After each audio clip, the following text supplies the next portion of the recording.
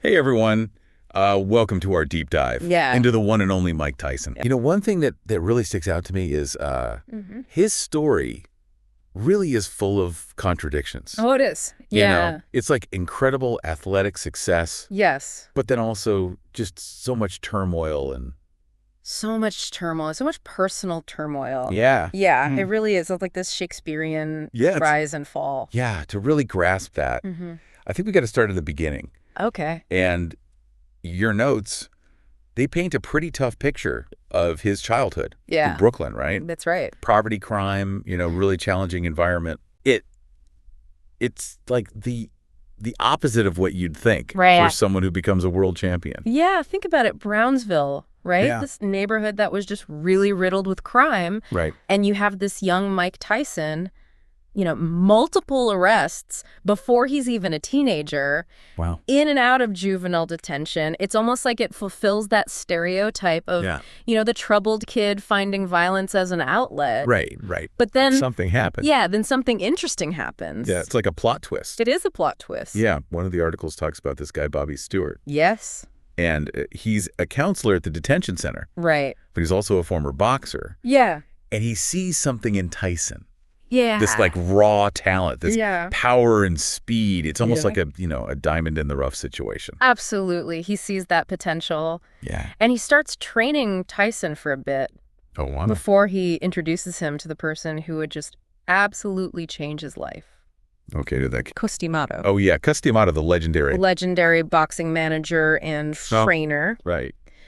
With D'Amato, Tyson finds discipline. He finds a sense of purpose, and all through boxing, it's a huge turning point for him. And it's not just a trainer, right? Yeah, not at all. He becomes like his legal guardian. Well, he's a father figure to him. Yeah, like a true mentor. Yeah, absolutely. And, you know, we see Tyson's amateur career just explode. Yeah, it takes off. Junior Olympic gold medal. 2 of them back to back. Boom. Boom. Yeah, he's seemingly unstoppable. Right, except for this one guy, Henry Tillman. Yeah. He loses to him twice as an amateur. Yeah, which is interesting, right? Because he eventually gets his revenge as a pro, but those early losses to Tillman, it just shows that even from the beginning, Tyson's journey was not always smooth sailing. You know, there were setbacks, there were lessons to be learned. It wasn't all, just straight up to the top. No, it's not a linear trajectory at all. Yeah, and this whole overcoming obstacles thing becomes a recurring theme throughout his career. In and out of the ring. Right. So he's got this amazing amateur success. Yes. Turns pro at 18. 18 years old. And what happens? First fight. First round knockout. Boom. Yeah.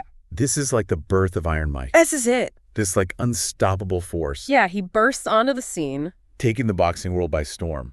Absolutely. I mean, he's fighting, constantly racking up knockouts left and right. Yeah. 16 knockouts in the first round alone. It's unbelievable. What was it about his style that made him so dominant? Well, you got to think about it. He had this just rare combination of explosive power and lightning fast reflexes. Okay. His punches weren't just strong. Yeah. They were incredibly accurate, and he would find these tiny openings. Wow. In his opponent's defenses. And then there was his signature peekaboo defense. Peekaboo defense. I've heard of that. Yeah. Can you break that down a little? Yeah. So basically, it's a defensive style where you keep your gloves high, covering your face, and you're constantly bobbing and weaving, making it incredibly difficult for your opponent to land a clean shot. Yeah. And it also allows for these really quick counterpunches.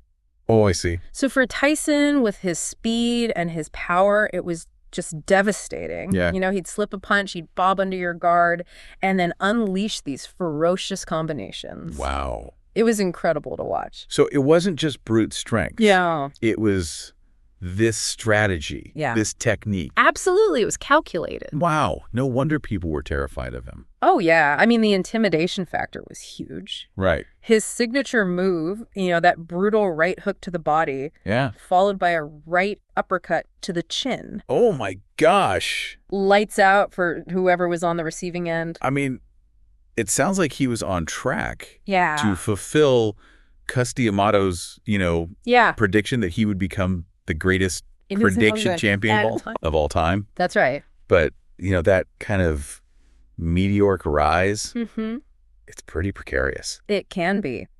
And tragically, right as Tyson is about to hit his peak, he loses his mentor. Oh, yeah. Cus D'Amato passes away in 1985. That's got to be devastating. It was a huge blow to Tyson, losing the man who had been his anchor for all those years. Yeah. He was still so young. Right. And to lose that kind of guiding force so early in his career, it had to have had a profound impact on him. I mean, some people even say, right? Yeah. That was like a major turning point. It's a defining moment for sure. And that it may have even contributed to some of the struggles he had later. That's right. He's at the top of the world, right, but without the person who helped him get there.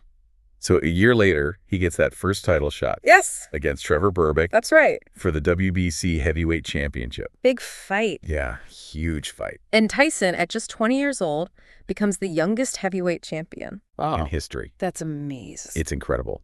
He then goes on to unify the titles. Oh, wow. Defeating James Smith for the WBA and Tony Tucker for the IBF. So he holds all 3 belts. He holds all 3 major belts at the same time. Wow. A feat that had never been achieved before. I mean, that win over Berbick, becoming the youngest champ ever. Yeah. It must have felt like validation, of everything. Yeah, absolutely. Like a culmination of everything D'Amato had instilled in him. Right. But you have to wonder, was it also the start of him losing his way? That's a good question. Because all this success came at a price. Okay. Behind the scenes, his personal life was starting to unravel. Oh. His marriage to Robin Givens was very volatile and very public. Oh, yeah, I remember that. And there were these ongoing contract disputes with his management. So things are getting complicated. Things are getting messy outside the ring, for sure. Yeah. Was that affecting his performance, though? Well, that's what some boxing analysts suggest. Yeah. They say his training wasn't as intense. His focus wasn't as sharp. Right. He was still winning, of course, knocking out Frank Bruno and Carl Williams. Right. Both in the first round. Right. But maybe there were cracks appearing beneath the surface. Okay. And then in 1990 comes a fight that no one saw coming. What's that? The fight with Buster Douglas. Buster Douglas. Buster Douglas, yeah. I mean, Tyson was the 42-1 favorite. I know, right? Everyone thought he was invincible. Everyone. What happened? Well, Douglas was a skilled boxer, but he'd been inconsistent throughout his career. Yeah. But on that night in Tokyo, he fought a brilliant fight. Really? He utilized his reach advantage, kept Tyson at bay with that long jab, disrupted Tyson's rhythm, and allowed him to land some significant blows. And then in the 10th round, Tyson goes down for the first time in his career. I know. It's still considered one of the biggest upsets. Oh, yeah. In boxing history. Absolutely. I mean, that must have been a crushing blow. It was a shock to the entire boxing world. Yeah. But here's the interesting thing. Okay. Tyson himself has said that losing to Douglas was the greatest moment of his career. Really? Yeah. Wow. Most people would be devastated. Right. You would think. By a loss of that magnitude. Exactly. He's saying he needed that fight. He said he needed that fight to become a better person. That's interesting. He needed that humbling experience. It makes you wonder if all that early success was actually holding him back from real personal growth. It's possible, right? I mean, when you're constantly winning, when everyone's telling you you're the best, it can be tough to develop that self-awareness, to confront your weaknesses. So maybe that loss to Douglas forced him to kind of look inward. Exactly. Reevaluate his priorities. To really take stock of things. Okay, so he takes this major loss. Yeah. But he gets back in the ring. He does. He scores those quick knockout wins. Yeah. Against Henry Tillman. Against Tillman. Yeah, finally getting revenge for those amateur defeats. And then Alex Stewart. It seemed like he was back on track. For another title shot. Yeah, but then his legal troubles came to a head. Right, the rape conviction in 92. And the imprisonment. Yeah, it's a dark chapter. Yeah, it's a very serious matter. Absolutely. And it's impossible to talk about Mike Tyson without acknowledging the impact. Of this event. Yeah. So he serves 3 years. 3 years in prison. And when he comes out... He's a changed man. Yeah. Older, perhaps more reflective. Right. But also carrying the weight of that conviction. So he gets out and attempts a comeback. He does. Okay. And it starts strong. Okay. He reclaims the WBC title from Frank Bruno in 96. Wow. A brutal third-round knockout. Okay. And then there was that controversial fight against Bruce Seldon for the WBA belt. Yeah, a lot of people thought Sultan didn't really put up a fight. Right, he went down pretty quickly. Yeah. And there were those accusations that he took a dive. Right. That the fight was rigged. So there was some controversy. Oh, yeah. Definitely cast a shadow over his comeback. Right. But the hype was building for his next fight, the showdown with Evander Holyfield. Evander Holyfield. Yeah. Former champ himself. Yes. But he had retired. A few years prior. Right. A lot of people thought he was past his prime. Yeah, that Tyson would just dominate. Totally. That was the general consensus. Yeah. Holyfield was the underdog going into that fight. Yeah. But what people underestimated was his heart. His heart. His determination and his strategic brilliance. And he pulls off the upset. TKO in the 11th round. 11th round. What a blow to Tyson's ego. Absolutely. And then, of course, the rematch. The infamous rematch in 97. The Sound and the Fury. The whole world was watching. Everyone was watching. And then the bite. The bite. It's one of those moments that's just seared into like the collective memory of sports fans. I know. Tyson biting Holyfield's ear. Not once, but twice. Twice instant disqualification. Yeah. I mean, what was going through his mind? It was just this shocking display of frustration and rage. Yeah. Tyson later claimed it was retaliation for Holyfield's headbutts. Oh, really? But regardless, the incident just irrevocably damaged his image. Right. His boxing license was revoked in Nevada. He was fined millions of dollars. Wow. It was a huge fallout. You mentioned Holyfield's strategy. Yeah. But wasn't he also known for some roughhouse tactics? Yeah, I mean, Holyfield wasn't exactly known for fighting clean. So maybe that played a role. Possibly. In Tyson's frustration. It's possible, yeah. So is this the end for Tyson? Not quite. He eventually gets his license back, but the magic is gone. Yeah. He fights Lennox Lewis in 2002 and loses by knockout. Wow. He continues to fight until 2005. There are wins, but the Tyson of the 80s, that seemingly invincible force, is just a memory. So after all this, the championships, the prison sentence, the bite fight, what becomes of Mike Tyson? Well, it's not a pretty picture. You know, you had this guy who was once at the very top, the most feared man on the planet, now facing financial ruin, battling addiction, just trying to find his place in a world that no longer sees him as a champion. Yeah, it's hard to even imagine. This guy who had everything. Yeah, incredible heights, earned hundreds of millions of dollars. Right, and yet he ends up filing for bankruptcy in 2003. It's a crazy story. It is. Right, you know, we hear it a lot with athletes. You do, yeah. You know, they make all this money and then it's gone. Yeah, it's gone. Lack of financial literacy. Yeah. A huge entourage. Bad business decisions. Right. It can all catch up with you. Yeah, and for Tyson, it's almost like those echoes of his troubled youth. Right. Were always there. Always lurking in the background. It makes you wonder if someone can ever really escape their past. That's the question, isn't it? Yeah. But, you know, amidst all the darkness, there's a glimmer of hope. Okay. Tyson has made some genuine efforts towards redemption. Really? Like what? Well, he's explored the world of entertainment. Oh, right, yeah. Even had a one-man show on Broadway. Wow. He started the Mike Tyson Cares Foundation. Okay. Which helps kids from broken homes. Right. I mean, that's something very personal for him, obviously. Yeah, you know, there's that famous quote of his. Yeah. Where he says, I just want to escape.